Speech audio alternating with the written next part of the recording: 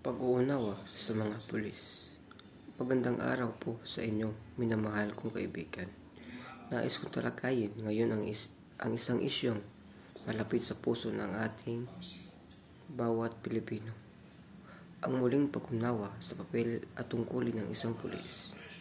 Madalas, ang mga pulis ay nakikita lamang bilang mga otoridad na dapat katakutan. Mga taong may kapangyarihan na madaling abusuhin. Ngunit ang katotohanan ay mas malalim at mas komplikado pa rito. Ang mga imahe ng isang pulis bilang isang taong korap, abusado at walang pakialam sa mamayan ay isang malalim pag-iisip ng bunga ng mga negatibong karanasan ng ilan. Oo, may mga pulis na hindi karapat-dapat sa kanilang uniforme, mga individual na nagpapabaya sa kanilang panunumpa at nag-aabuso sa kanilang kapangyarihan. Ngunit hindi dapat maging dahilan ito upang husgahan natin ang lahat ng pulis. Dahil hindi lahat ng mga pulis ay masasama. Meron din namang matitino na pulis.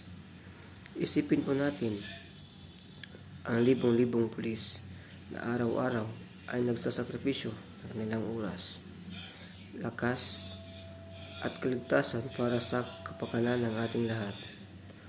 Sila ang unang tumutugon sa mga tawag ng tulong, nag-iimbestiga sa mga krimen, at nagpapanatili ng kaayusan sa ating mga komunidad.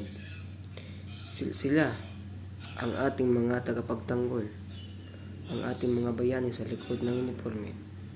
Ang pagiging isang pulis ay isang mahirap na mapanganib na trabaho. Dahil kapag ikaw ay ang naging pulis, hindi mo na hawak ang oras mo. Dahil gobyerno na ang may-ari sa iyo.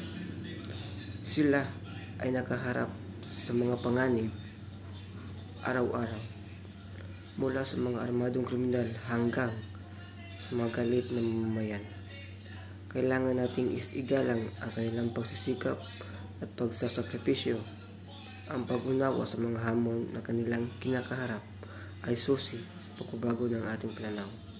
Sa halip na magpalagay at magkaroon ng negatibong pananaw sa lahat ng mga pulis, dapat nating tignan ang bawat isa bilang isang individual.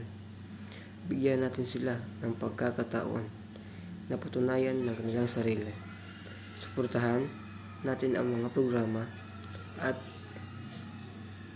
inisyatiba na naglalayong mapabuti ang magpapatupad ng batas at pananagot ang mga masasamang pulis. Ang pagbuo ng isang malusog na relasyon sa pagitan ng publiko at mga pulis ay mahalaga para sa kapayapaan at kaayusan sa ating lipunan. Kailangan natin ng kooperasyon at pagtitiwala sa isa't isa upang makamit ang isang ligtas at mapayapang komunidad.